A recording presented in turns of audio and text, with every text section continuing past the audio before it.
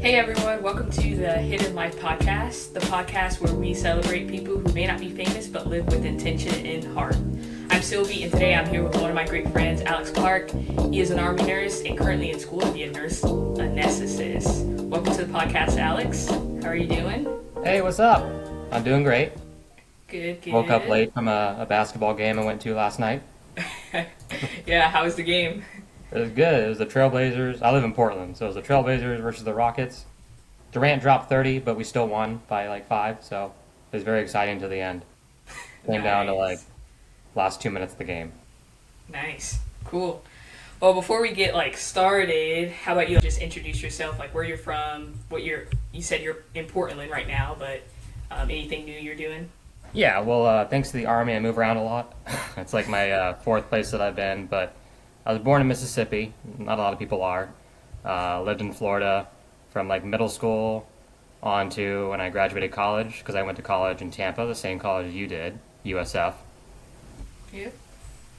And then, same time as you, in 2019, I joined the Army, and then I moved 5 places, and here I am today.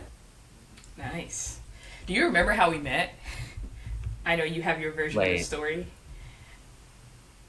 I don't know why, but that like 2015 is like, I remember events that happened, but I don't remember in what order they happened in. Yeah. You were in Camp U, but I didn't meet you in Camp U, did I? Mm-mm. We met, at least my version, is we met at the dining hall, but for some reason, you think that I just randomly went up to you or something like that. Yeah, you did, because you did. I remember that. He was like, who is this person talking to me? Yeah. Yeah, you were behind me in line, and you're like, aren't you an ROTC? I probably did do that, but you were honestly like one of the first people I met in college. Yeah. Became pretty Same, good you were friends. too. Yeah, crazy. And Carly, and now you guys are about to get married. Yeah, well, that's how I met Carly too. She got behind me in line at a RJ Mitty little lecture. He's one of the actors in Breaking Bad, and I wanted to go see him talk, and nobody wanted to go with me, so I went alone. And then same thing with her. Nobody wanted to go with her, so she went alone. And then we got in line together, and she was right behind me, and then we started talking, and then 10 years later. Yeah, that's pretty crazy. Yeah. All right, well, before we get started, because basketball season, I figured we'd do like a quick top 5. So we'll go back and forth.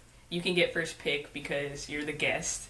But it can be a professional basketball player or just someone random that you think is really good, that you think would be a good basketball team. So you can go All ahead. right, my starting 5. I get first pick? You get first pick. Give me Steph Curry. I knew you were going to pick Steph Curry. Yeah. You're lost. Yeah. I'm going to go with... Let me see. There's only one obvious answer. Who, LeBron James? You want to take him. Yeah, I'll go with LeBron James. All right, give me Michael Jordan. Ah, that's actually a good one. How did you miss that? Yeah, I don't know how I did that. Second pick.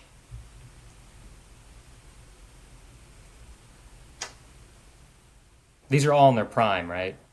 All in their prime, yeah. Like I didn't just pick up a 60-year-old Michael Jordan, right? No, you Okay. did not. You got prime Michael Jordan. All right, yeah, I'm winning already.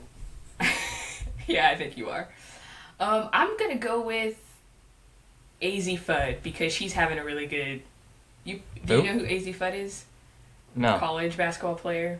Uh-uh. Well, she's having a really good year, and I'm gonna put her on my team. All right, give me Shaq. Okay. I'm gonna go with Kevin Durant. Okay. Huh. Well, now that I gotta find someone to guard KD, which I don't think there actually is anyone that can guard KD. So given that, give me Tim Duncan. Oh, okay, that's a good one. He was on the Spurs, right? Yeah. Yeah. Won 5 rings. Yeah. I'm gonna go with someone that's not professional, but I think would make a really good guard. You probably don't know who this is, but Joshua Alexander. He's a pretty good basketball player. Who's that? He's just an influencer. Oh, dang. All right. I got one more. Yeah. Who are I got Steph, Jordan, Duncan, Shaq. Huh. Who would I get now? Give me. Oh, what's his name? I was gonna say Jokic, but I already got a center. Just give me Um, Shea. who's Shay? The Thunder, Shea Gilgeous-Alexander, the reigning MVP. He just won the title last year and the Finals MVP. I probably should know who that is, but for some Man, your reason viewers are gonna his roast you. face. Probably. That's right. I'm gonna go with another person that isn't like a professional athlete, but I also think would just make a really good team player. I don't know his last name though, but Tyler from Dude Perfect. Do you know who that is? He's one of those dudes. Yeah, Yeah, yeah. He's like an all-around good athlete. So that's my top five. yeah. Well, I think it's safe to say mine's winning. I think yours might be technically better, but I think mine might be. We could do a lot with my team. That you could. All right, we're gonna get started with these questions. All right, I'm gonna go back a little bit. So, when did you first know that you wanted to become a nurse? Huh. Well, my mom was a nurse. Okay. Well, I'll put it this way. I always knew I wanted to do something in the medical field, and then I was stuck between do I go to med school or do I go to nursing school? And the thought of doing 4 years undergrad, 4 years med school, 3 years of residency, and while you're in that residency, you only get like one Sunday a week off, so 4 days a week or 4 days a month off.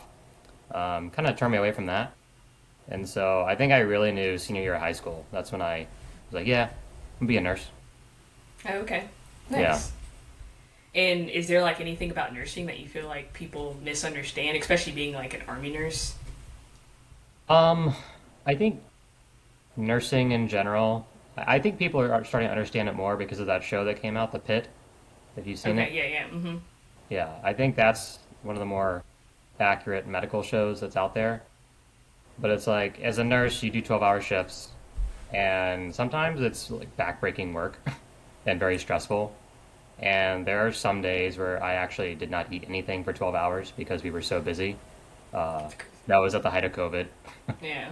I haven't done that since. I'm able to eat like every day now as on my shifts. But back when we were short staffed and like just no one could break you, you just powered through, which is not the right answer, but it's what we did. So, Yeah. but I think the thing that people don't understand is how much work that nurses do with patients. Like we see patients a lot more than the doctors do. We're with them 24/7. So I think we truly make that impact on a patient's life. Because we're with them during their worst time in their life, especially if they're in the intensive care unit and they're intubated, so they have a breathing tube in, and they're sedated, meaning we're making them comfortable so they can tolerate having the breathing tube in. Like we're there advocating for them the entire time, and so I think that's a very humbling experience to have as a nurse, Yeah. and what I think people should, what I would want people to understand more. Yeah.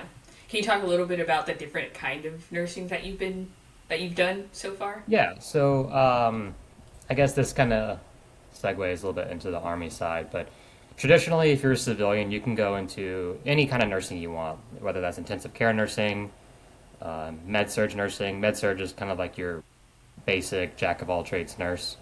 But in the military, I started out as a med surg nurse, more specifically a step down nurse.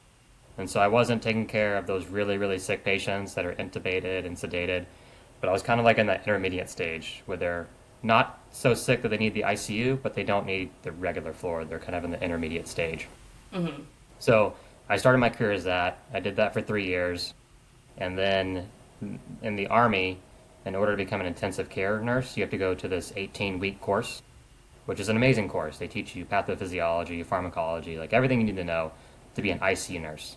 So I did that, and then I became an ICU nurse, and I love that. I love that a lot more than like med surg nursing. Okay. Um, for people who don't know, like you're managing drips, you're um, managing patients that are on the ventilator, you're at times infusing a massive amount of blood into patients that are like trauma patients. They've been like suffered a severe injury and they're losing a lot of blood. It's just like a very intense, uh, uh, intense like clinical situation that you're in, which I kind Yeah. of like that for some reason. But yeah, but now I'm in school to be a certified nurse anesthetist, so CRNA, and that's Nice. providing anesthesia to patients. And what made you want to make that transition? I think when I was in high school, I'd done a little bit of research. I was like, I always thought I would somewhat lean more towards being a CRNA. But when I was in step down, that's when I was taking care of COVID patients and the whole pandemic happened. And at that point, I wanted to leave nursing altogether. So I was like, I don't know, maybe I'll do like some computer science or computer security or something. But thankfully, that passed. And then I went into ICU, and I really enjoyed what I do there. When I was talking about like managing drips and managing patients on the ventilator, and that experience kind of confirmed that I really did want to be a CRNA. Nice. It Going back to where you're saying like you almost changed careers because of how hard nursing was Yeah, during. Obviously, it was yeah, because was it mainly because of the pandemic or that's a loaded question. It was mainly one because of the pandemic, two how people reacted because of the pandemic. okay? Um, a combination of those two. Like you're very stressed during the pandemic trying to do your job, and then like you just social media is everywhere. You hear everyone's opinions about the pandemic, and it just it was not a good time. Yeah. Well, I'm glad you made it through and you didn't go back on the thing that you wanted to do. Yeah, yeah, yeah. I guess what advice would you give to people who like want to do nursing but might not completely understand everything that goes into being a nurse? I think I think it's a absolutely like it's a great field to be Hmm. in. What I just described is very humbling to take care of people, especially at their worst moment. Yeah. But you definitely need to shadow first and see if it's for you. A lot of people just I don't know see that stupid DeVry University commercial online and they're like, oh yeah, I want to be a nurse, and they have no idea like what nurses do. Yeah. Um, it's definitely like you don't become a nurse because of the money. You become a nurse because you actually enjoy the nursing profession. And the only Yeah. way you can really know that is, well, the only real way you can know that is if you're doing it. But the second best way is if you shadow someone and see someone doing it.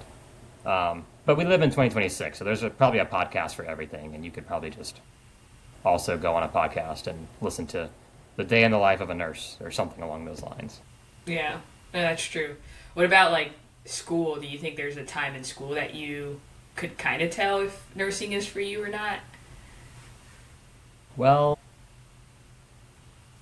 it's, I guess, for me, when I was in nursing school, they teach you everything so like broadly. Like you learn about med surg, learn about cancer, you learn about all these concepts that are very broad, and so it doesn't really hone your focus in on one specialty of nursing.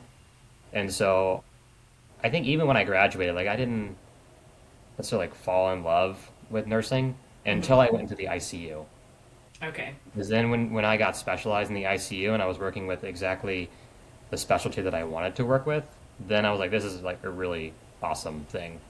Yeah. Not only do I get to take care of patients, but I get to like have my brain critically thinking about these medications, what I'm going to do next, high stake situations, like just applying that every single day. That's Yeah. what really gave me, I guess you could say, like purpose or finding your why. Insert Yeah. whatever you want to insert. Yeah. Yeah. So sometimes you just kind of have to like push through the hard stuff to figure out like Yeah, whether this is for you or not. yeah, and it wasn't just like I didn't hate it, but Yeah. I just didn't. There was I knew there was something better that I wanted to do. Yeah. And I guess for nursing, like you can specialize, right? Yeah, You you could can. eventually find what you love and then just do that for the rest of your Yeah, career. I will say it's a little bit more difficult in the army. Hmm. For instance, like in the civilian side, you can go straight into the ICU. You can't do that in the army Yeah. unless you're coming from an ICU background. Like if you Okay. go to college, you graduate nursing school, and then you join the army. they're not going to put you directly in the ICU. They're going to start you in med surg, and then you have to go to a course, whether you want to be an ICU nurse, a labor and delivery nurse, an OR nurse. There's probably a couple more out there, but you got to go to a course, and you got to spend at least a year or two in med surg, Yeah. which Would isn't a you? bad thing. Yeah. Because in med surg nursing, you learn all your fundamentals as a nurse. You learn how to task manage, how to prioritize your time, uh, those kind of things. So there is value in doing med surg nursing. Yeah. Would you recommend army nursing? I would, yeah. Yeah. I think even though there's a trade-off, even though it can be slower to achieve some of your goals. Like for instance, for me, I had to wait 3 years before I went to the ICU. It's a trade-off. You get more, I'd say, leadership experience in the Army, as you know too. You're in the Army. Hmm. But for instance, I don't know about civilian hospitals. I really haven't worked at a lot of civilian hospitals, but in the military, they're quick to make you a charge nurse, which is you're essentially in charge of the floor for that shift. I've seen people become a charge nurse in less than a year of Hmm. nursing experience. So like basically right out of nursing school. Yeah. And then I guess for me, I became a nurse manager, so above the charge nurse, like in charge of like paying employees, scheduling, training. I became that in what 5 years. Um, they're very quick to put you in leadership positions in the Army, whereas in the civilian side, you kind of have to go apply for these jobs. And it could be tough. Like if you don't have any leadership experience as a civilian, they're probably going to prioritize someone that has been a manager before to put in those positions. But in Yeah. the army, they kind of just throw you into those positions, Whether you as you like it or well know. not. Yeah. Yeah, you know about that. Yeah, for sure. Is that like the only, like the biggest difference between, you think, between being an army nurse and a civilian nurse is just like the leadership roles you might take on? Um, that's a big one. I think another Yeah. one too is that if you're a civilian nurse, you're gonna be going into the hospital every single day, 12-hour shifts. Like that's gonna be, for the most part, 99.9% of your career, unless you choose to do something else, like choosing to leave the bedside or choosing to do a management position. But in the army, they're very now. I'd say they're better at every single year sending you to a school, and that school could be like a week long, 2 weeks long. Some of them are 2 months long, Hmm. and it kind of just gives you a break from the bedside, and you go learn leadership skills, or you go learn how to do trauma skills, or whatever. There's hundreds of schools that you can go to, so it gives you a little bit of break from the day-to-day life of nursing. Yeah. And in the army, you can still have a nursing degree, but you can take on different jobs, like being a company commander. You were a company commander. Hmm. You can do that as a nurse in the army. Yeah. Nice. And what are the other benefits that come with nursing? I know, like, college paid for, you're getting your, Yeah. Well, they paid for my undergrad. mhm. They're paying for my grad school right now. Um, you, it's interesting because if you go back to grad school as a nurse in the army, not only do they pay for your school, but you continue to make your salary, Nice. which is you really That's can't crazy. beat that anywhere. Right. So, yeah, they give you your salary and they pay for your school. So, I mean, of Yeah. course, you owe them more years of your life, but free. Yeah. And do you know what it's going to look like once you finish school? Like, are you going to go straight into the job, or are you going to be expected to take on a leadership role? Yeah, after you become a CRNA, they're very good about putting you just straight. You're doing your job as a nurse anesthetist Hmm. because the learning doesn't stop once you graduate. Like for the first couple of years, you're still learning how to master the field. Um, they're pretty good at putting you in the OR or just having you do your CRNA job for the first couple of years. But then Hmm. after that, you can be like a company commander. You can be a commander of what people call a FRSD, a forward surgical team. Okay. That's where the small group of 10 to 20 medical professionals, they go out to these very austere places and they perform surgeries. Mostly on on American soldiers, but also host nation soldiers that they're in. So Nice. that's one of the biggest roles that CRNAs play in the Army is going on these forward surgical teams to austere places and providing anesthesia to Yeah. patients.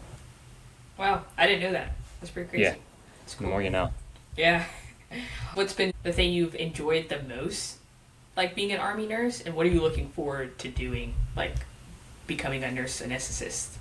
Yeah, I think I'll just say Army in general. The best thing is the people that you meet. Mm, Um, yeah.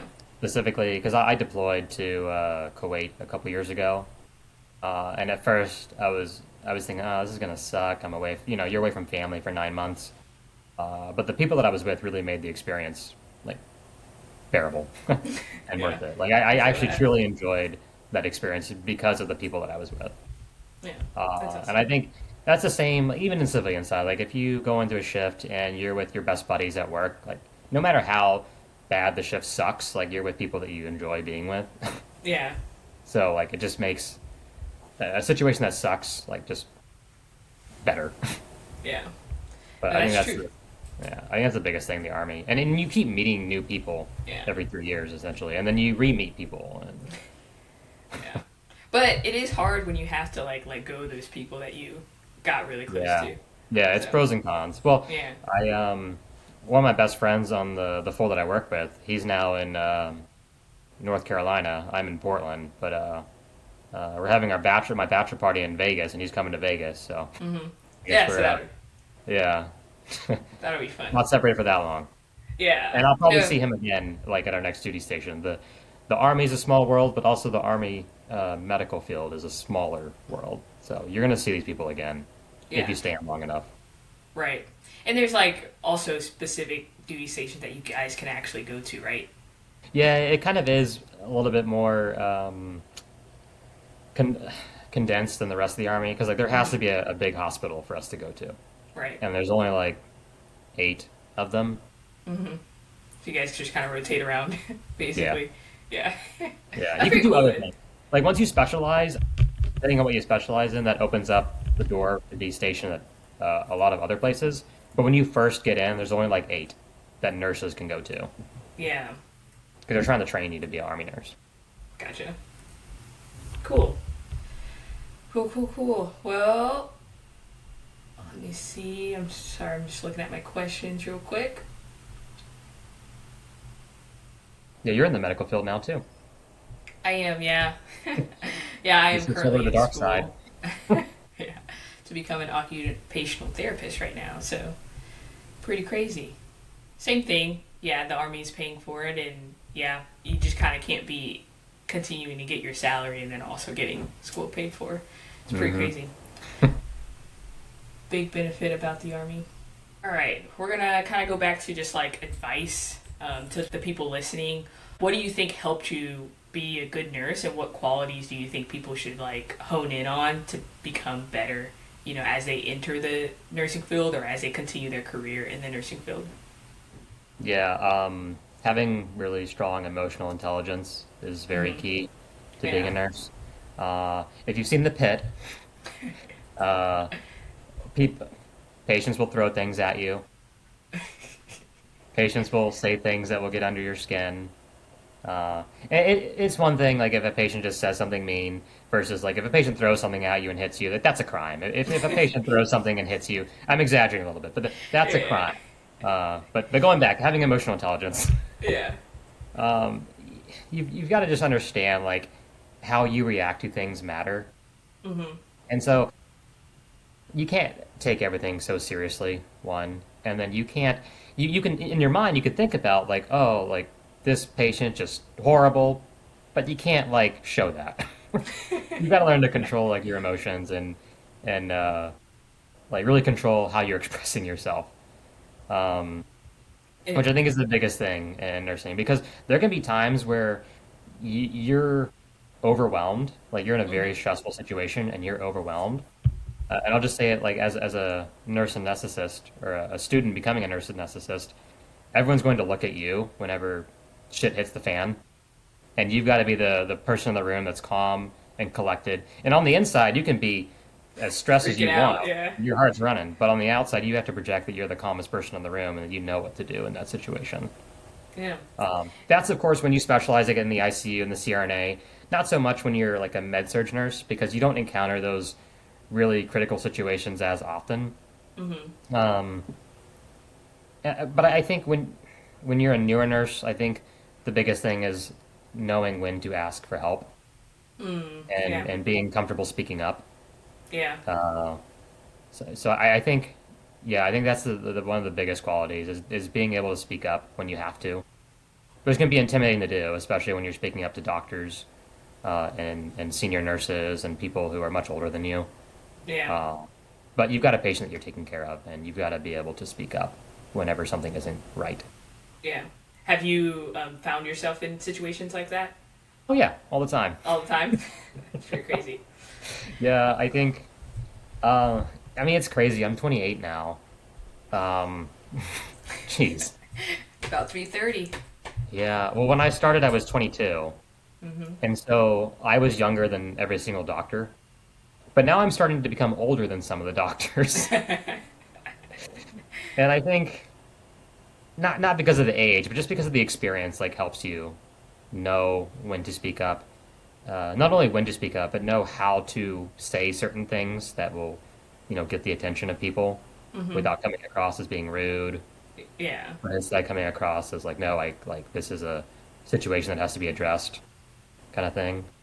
And did that take practice? Like, It does, yeah. Like when you first start out, like I'm telling you, you have to be like this, and it happens to everyone. You're gonna encounter moments where it just, I don't know, like fear gets the best of you, or like fear of ridicule, fear of, I guess what people people are yelling gonna at you. think. Yeah. Yeah, how people are gonna think about you. That's always gonna be there. But you just learn how to shove that to the side and politely step up and say something like this isn't right. Something has to be done. Yeah. Your patients are more important than Yeah, what's going on. yeah. You got a patient there. The patient. I mean, they don't care about like how someone's gonna feel if you say a certain way. They only care about like if something's wrong, please say something. Yeah. You know. Yeah. No, that's good. That is good. And going back to the emotional intelligence part too, like, was that something you learned, or was that something that like kind of came I more honestly think I naturally just to you? did. Well, you know me. Yeah, I do. But for the listeners, I think I've always been good at that. yeah, Like would you say I'm a pretty chill, calm person? I would agree. You have, I think, actually, this brings me to something. I think you're really good at like compartmentalizing, because I think the way you are in your professional life is a little bit different than the way you are in your personal life, if that makes sense. I'll Obviously, agree I'm with that. sure. Say that again. I agree with that. Yeah, and so I think you do a really good job. Oops, sorry. Staying like disciplined, like in your professional life, but just enjoying life in your like personal life. You don't really take, your work into your personal life, and vice versa. Yeah, I'm not a Right. serious person like I joke around a lot. Yeah. But I can very easily when I go into like work, set that to the side and just be professional. Um, almost like a character swap flip or whatever. Yeah. No. No, it's really good though. It's that I feel like that's like a good skill to be able to just kind of like, especially Yeah. with a job like nursing. But even like kinda- even in work, like if you have a sense of humor, it honestly you build relationships a lot better at Yeah. work. And you need those relationships whenever it comes time for like a critical moment. You need like strong relationships because if I have a good relationship with the doctor in charge and like I say that I'm concerned about something, they're more enticed to listen to you if they like know who you are and they have a good working relationship with you. Whereas if there's another guy who just completely hates you, I don't know, good luck to try to get your point across. Yeah. So don't be a But I think having complete a sense of robot at humor. work. Huh? Yeah. I said don't be a complete robot at work, but Yeah, that's not gonna that sucks. That sucks to work with you if you're a robot. yeah. Which I don't think you are. That's not what I was saying. Yeah.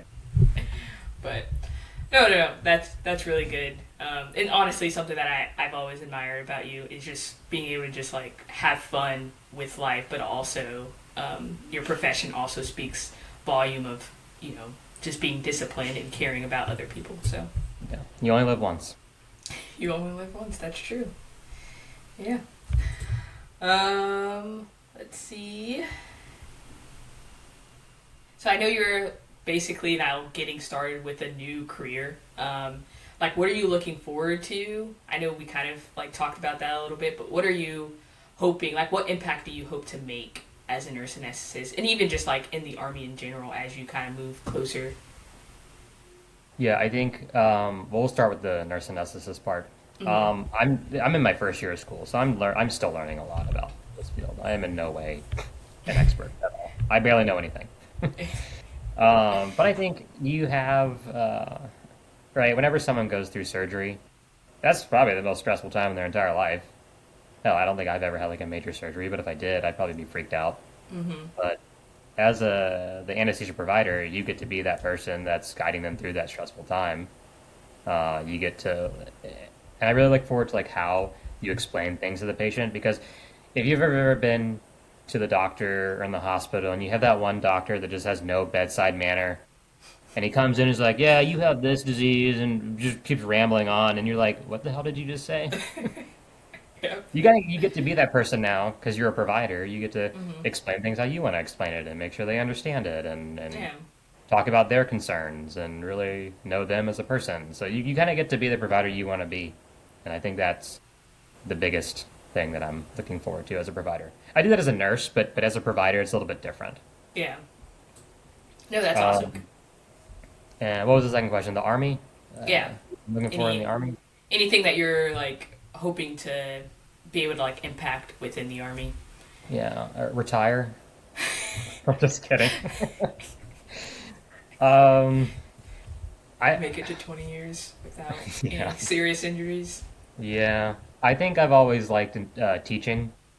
And Mm. so there ever comes a point where this is years down the road, but Yeah. like teaching anesthesia to someone else, and really teaching like as an IC nurse, I really enjoyed having the new nurses, like have them follow me and show them all the different things. I really enjoy like teaching the younger nurses. Like younger, I'm 28 years old. Don't keep telling me.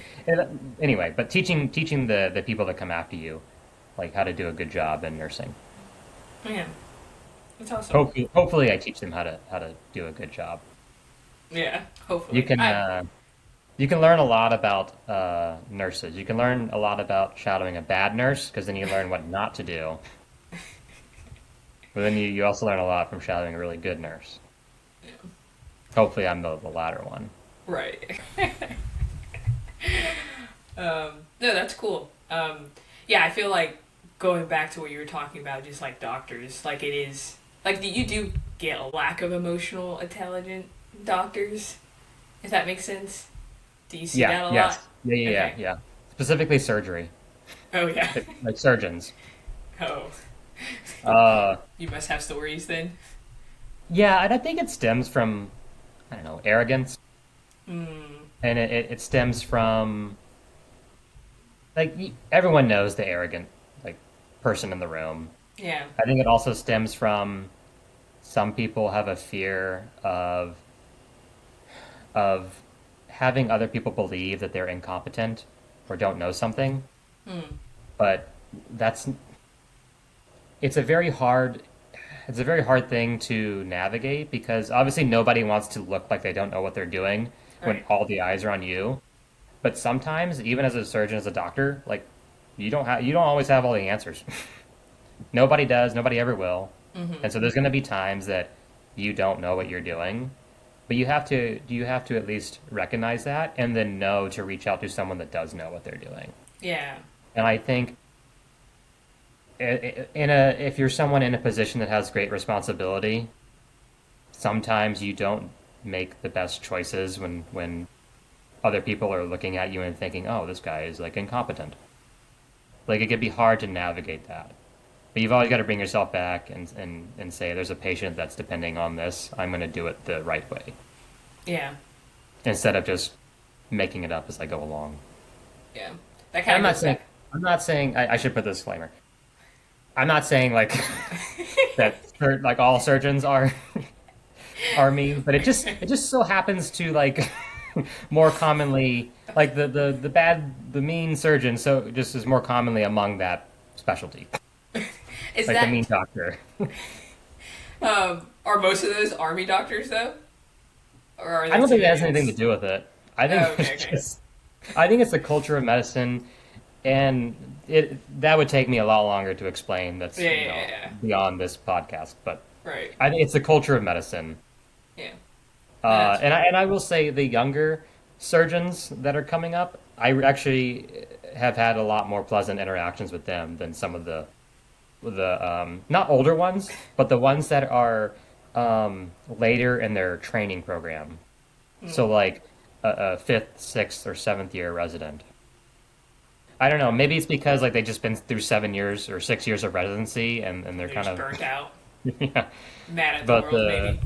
yeah, like the first and second year ones, I've actually been very impressed with the ones that I've worked with so far. Like they're very, very nice to people. Well, that's always good. Yeah, Nice to see a nice surgeon. yeah. And it's like I will put this. I don't think that yelling at someone or making someone feel like absolute crap in front of everyone is the best teaching strategy. But that seems to be the culture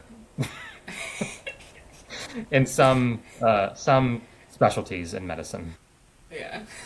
Like, sounds like you have had a lot of bad experiences. They it's different whenever like doctors are talking to nurses because a lot of the times we can just say to them like, you need to be a little bit more nicer. I think it's like when senior doctors talk to junior doctors and junior doctors they don't They just necessarily want take to it. say that because Yeah. that's their boss, Yeah. No, you that's know. fair. So I really feel more for the junior, like the interns and the junior residents. Yeah. That goes back to fear, though. Like, kind of what you were saying. Sometimes, like, you might be scared to say, like, stand up. And sometimes that's standing up for yourself, too. Not just your patients, but how you're being Hmm. treated in the workplace. So, Yeah, yeah. for Yeah. sure. Yeah. All right. If your life was a book, would you, what would you call the chapter you're in right now? My life was a book. Yeah. Uh, huh. I wasn't always the most creative person. Yeah, I'm putting you on the But spot I a little think it's bit. a like I really enjoy this chapter of my life. Hmm. I'm getting married soon. I'm Yeah. in school. Um, I actually like really enjoy school and where I'm at right now. So I don't know, high on life. High on life. Yeah. That's pretty good. Yeah. Yeah. Yeah. So I guess I am pretty creative. You can be, yeah. But cool. Well, as we kind of close out here, I am asking every guest two final questions. And so the first one is, what's a small moment from this week or this month that has just meant a lot to you? Well, January's only had 9 days in it, so I'll go with December. Okay. Well, I got to go back to Florida. Mm-hmm. If for people that are not from the Pacific Northwest, whenever it hits November, it's cloudy and rainy all the way until April, and so you don't see the sun at all. So I got to see the sun for 7 days, so that was nice. That's very nice. Uh, and then we went to New York, me and Carly, my wife, uh, and her. Let me see if I get this right. Her brother had a son, so her nephew had a kid, Mm-hmm. and what he's 8 months now, I think. But anyway, Yeah. we went to go visit her family and saw like her nephew and everything. So that was a very nice like Christmas vacation. And I was on break for from school for 3 weeks, so it was also nice just not reading a textbook or anything for 3 weeks. Yeah, that sounds really nice. Speaking of Carly, your wife, how has she been doing with you just being a nurse? You know, in the Yeah, army specifically. I think the biggest thing is moving around, with, Mm-hmm. like every 3 years. We didn't really like San Antonio, where you're at now. All right, let me rephrase. It wasn't a bad place, but like we were ready to move on from San Antonio. Yeah, I feel But that. then we got to Washington. We really love Washington, and we really love Portland. And Okay. so the moving hasn't been terrible. But say that we move next time and we go to like Fort Wainwright in Alaska in the middle of nowhere. That's gonna be That's gonna rough. suck. Yeah. Yeah. Yeah, not being in complete control is kind Yeah. of tough. Yeah, basically the army tells you what to do, Yeah. and you kind of just have to do it. Yeah.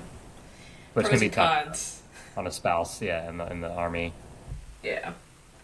Yeah, especially with like career wise, like when you find a job, you know, you Yeah. have to move. Yeah. But all right, so the next question. So I'm starting this like pass it on segment, and so I want you to leave a question that you want me to ask the next guest. Put me on the spot. I don't get to know who the next guest is. Nope, you don't.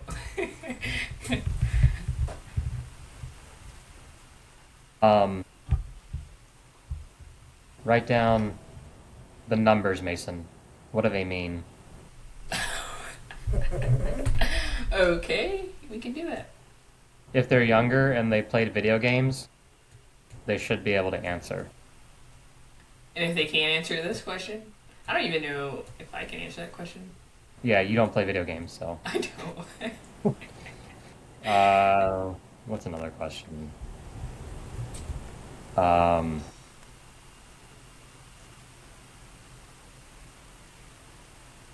what's I'm trying to think of a good one. I just have like average ones. See, I'm not very creative. It could be an average one. Just something that most people will be able to answer. What? People won't answer that one? I can name like I 20 don't people that can know. answer that question. Yeah, 20 people, 20 video gamers. Right. I'm not sure if I Um, have someone that plays video games on. yeah, that's why I was like, if I get to know the next person that's on, like, Yeah, tailor well, you the don't get question. to know. I don't know. What pet, like, what animal what exotic animal do you want to own? Okay.